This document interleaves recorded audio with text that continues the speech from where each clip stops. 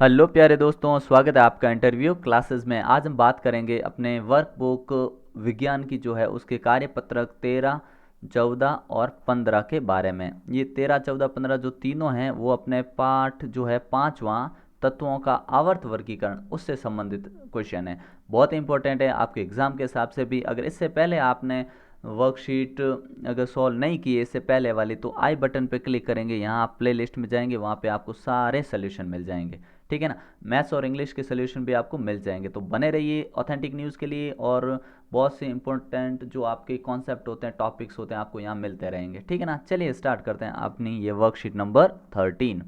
13 जो कार्यपत्रक है वो क्या कहता है।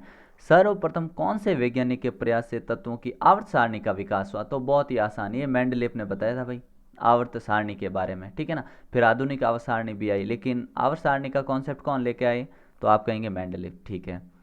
न्यूलैंड्स के अष्टक सिद्धांत की दो सीमाएं, आपको सीमाएं बताने की कहाँ कहाँ ये काम नहीं कर पाया, तो आप कहेंगे कि न्यूलैंड्स का अष्टक नियम केवल हल्के तत्वों के लिए ठीक ढंग से लागू हो पाया भाई, हल्कों के लिए था, भारी तत्वों को ये जानकारी नहीं दे पाया। न्यूलैंड्स के अनुसार प्रकृति में केवल 56 तत्व है, तो इससे आगे वो जा नहीं पाए, तो ये इसकी एक लिमिटेशन हो गई। ठीक है ना। अगला देखते हैं, अपने मेंडेलीव का सिद्धांत लिखिए। तो मेंडेलीव ने क्या सिद्धांत दिया था, इन्होंने सिद्धांत दिया था कि तत्वों के भौतिक एवं रासायनिक गुण इसके परमाणु संख्या के आवर्त फलन होते हैं।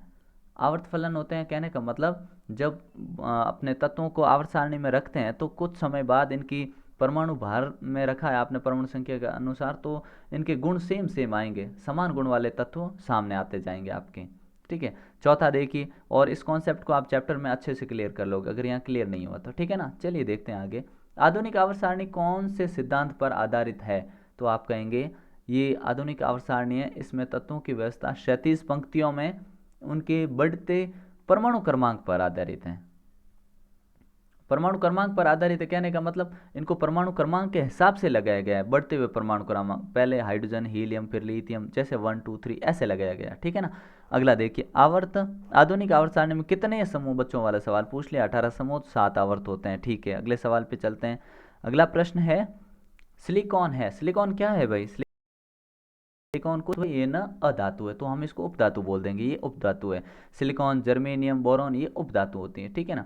अब देखिए क्या है, धातु विद्युत धनात्मक क्यों होते हैं, बहुत ही आसान, जितने भी धातु उन पे हमेशा धनात्मक प्लस में आवेश होता है, उनकी संयोजकता हमेशा प्लस में होती है। क्यों होती है, क्योंकि बंध बनाते समय इलेक्ट्रॉन त्यागने की प्रवृत्ति होती है इनमें। ठीक है ना, इसलिए ये धनात्मक होते हैं। आप देखिए कि अधातु जितने भी हैं नॉर्मली उन सभी पे क्या होता है, ऋणात्मक आवेश होता है। ठीक है ना। क्यों, क्योंकि वो इलेक्ट्रॉन लेने की प्रवृत्ति होती है इनमें। इलेक्ट्रॉन लेना मतलब कर्जा लेना, कर्जा लेना मतलब ऋणात्मक, और ये इलेक्ट्रॉन त्यागते हैं मतलब दान करते हैं, दान करते हैं मतलब धनात्मक, धन दे रहे हैं, धनात्मक, ऐसे याद रख लो। किन्हीं दो उत्कृष्ट गैसों के नाम लिखिए, तो हीलियम और नियॉन उत्कृष्ट क्यों होती है, क्योंकि इनका अष्टक पूर्ण होता है, लास्ट कक्षा जो इनकी होती हैं फुल भरी हुई होती हैं। ठीक है ना।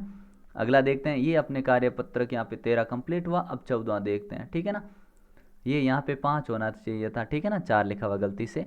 कार्यपत्रक 14, 14वां देखिए, आधुनिक आवर्त सारणी में समूह दर्शाता है। समूह क्या दर्शाता है, समूह ये दर्शाता है कि बाहरी कोश का इलेक्ट्रॉनिक विन्यास, समूह से क्या पता चलता है हमें, बाहरी कोश का इलेक्ट्रॉनिक विन्यास, परमाणु संख्या, परमाणु द्रव्यमान, प्रोटॉनिक संख्या ये पता नहीं चलते हैं, तो ऑप्शन ए करेक्ट हो गया।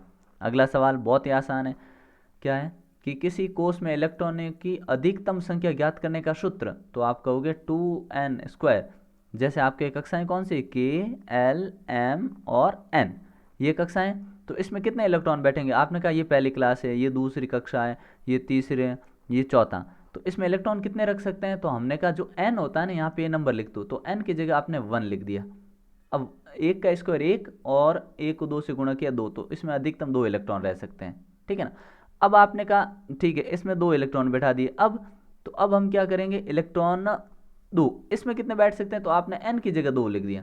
अब आपने 2 का स्क्वायर किया हो गया 4, और 4 को 2 से गुणा किया 8, तो इसमें बैठ जाएंगे 8। इसमें कितने बैठे थे, 2, इसमें 8, इसमें तो आप यहाँ 2 की जगह लिख देंगे 3। ठीक है, 3 का स्क्वायर 9, 9 दूनी 18, इसमें 18 बैठ जाएंगे। इसमें कितने, 4 है ना, 4 चौक 16, 16 दूनी 32, इसमें 32 बैठ जाएंगे। ठीक है, इस प्रकार से आप पता लगाएंगे। अगला, निम्नलिखित तत्वों का इलेक्ट्रॉनिक विन्यास लिखिए, तो बहुत ईजी है ये, कैसे, कि सोडियम आता है 11वें नंबर पे, परमाणु क्रमांक क्या 11 है, तो इसको 11 कैसे भरेंगे 1s2 1s2 भर दिया इसमें फर्स्ट में, फिर लिखोगे 2s2 2p6, ठीक है ना, ये हो गया, फिर लिखोगे 3s1, ठीक है। इसको आप डिटेल में चैप्टर में जब करोगे तो रिवाइज करोगे तो बड़ी इजीली हो जाएगा ये। अभी एक बार यहाँ पे आंसर देख लो, ठीक है ना। अब आता है अपने नाइट्रोजन नंबर 7 पे है, तो 1s2 2s2 2p3, फिर एक अपने क्लोरीन ये 17 पे आता है, तो 1s2 2s2 2p6 और 3s2 3p5। फिर आता है ऑक्सीजन जो नंबर 8 पे है, 1s2 2s2 और 2p4। अगला प्रश्न देखते हैं। अगला प्रश्न क्या है, कारण बताइए कि समूह में जब आप ऊपर से नीचे जाने पर परमाणु आकार बढ़ता है, क्यों? क्योंकि देखो ऊपर से नीचे जाने पर नई कक्षाएं बनती हैं और जिनमें केंद्रक और संयोजी जो इलेक्ट्रॉन होता है उनकी दूरी बढ़ जाती है। ये मान लीजिए केंद्रक है, ये संयोजी इलेक्ट्रॉन है, इनके बीच की दूरी बढ़ जाएगी, दूरी बढ़ जाएगी तो इनका आवेश बीच में कम हो जाएगा, आवेश कम हो जाएगा जिसके कारण इनका आकार बढ़ जाएगा। उत्कृष्ट गैसें अक्रियाशील होती है, समझाइए, कारण बताइए। तो आप कहोगे उत्कृष्ट गैसें अपना अष्टक पूर्ण कर लेती हैं अथवा इनके कक्षक पूर्ण भरे होते हैं, इसके कारण ये अक्रिय होती हैं, ठीक है। अब आपको बताना आवर्त सारणी के तीसरे आवर्त का तत्व M ऑक्सीजन के साथ क्रिया करके M2O3 बनाता है, तो M क्या होगा? तो बहुत ही आसान है, यहाँ M क्या होगा जो कि आपके आवर्त सारणी के तीसरे आवर्त में आता है, तो आप कहोगे यहाँ पे एल्यूमिनियम होगा, ठीक है। इसको निकालने का भी बहुत आसान तरीका है, ठीक है ना। आप जानते हो यहाँ पे कितने हैं, अगर मैं तरीका यहाँ पे बताऊँ तो देखो A लिखा हुआ है 2 और O लिखा है 3, ठीक है। तो आपने कहा हमेशा आप संयोजकता को क्या क्रॉस मल्टीप्लाई करते हैं, मतलब यहाँ पे मैंने M लिख देता हूँ, है ना। अभी हमने को ये पता नहीं है तो हमने यहाँ M लिख दिया एक बार के लिए, ठीक है। अब पता नहीं कौन है, तो आपने कहा ये 2 इसके नीचे जाने था, 3 इसके नीचे आना था। अब पता करिए कि संयोजकता 3 किसकी है, ठीक है ना। तो 3 किसकी है तो पता लगाओगे तो आपको मिलेगा एल्यूमिनियम, उसकी संयोजकता होती है 3, ठीक है ना। अगला देखते हैं कार्यपत्रक 15, ठीक है। पूछा है कि द्वितीय आवर्त में सबसे अधिक विद्युत ऋणी तत्व कौन सा, तो आप कहोगे फ्लोरीन। फिर है मेंडलीफ और आधुनिक आवर्त नियम में मुख्य अंतर क्या है, तो मेंडलीफ ने आवर्त सारणी तत्वों को परमाणु द्रव्यमान पर आधारित थी, जबकि आधुनिक आवर्त सारणी परमाणु क्रमांक पर आधारित है, ठीक है ना। ये अंतर, ये द्रव्यमान पर आधारित थी और ये परमाणु क्रमांक पर, ये अंतर था।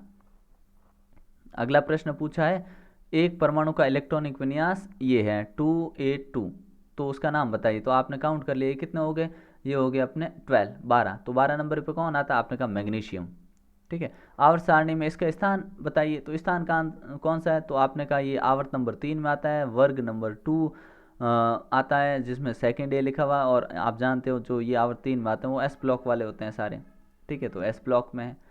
उपधातु किसे कहते हैं, तो बहुत ही आसान, अभी हमने बात की, जिसमें धातु और अधातु दोनों के गुण होते हैं, जिसमें धातु और यहाँ पे अ लिखना था ना, अधातु दोनों के गुण होते हैं उसे हम उपधातु कहते हैं, जैसे जर्मेनियम सिलिकॉन, ठीक है ना, ध्यान रखना। यहाँ पे धातु और यहाँ लिखना है अधातु, दोनों के गुण होते हैं। फिर पूछा आवर्त सारणी में डी ब्लॉक तत्वों को कहाँ रखा जाता है, तो डी ब्लॉक तत्व होते कौन से, देखो जो वर्ग 3 से 12 तक होते हैं वो सारे डी ब्लॉक हैं, और ये आवर्त सारणी में ये है ना अपने एस और पी ब्लॉक के बीच में आते हैं, ठीक है, ये इनकी जगह है।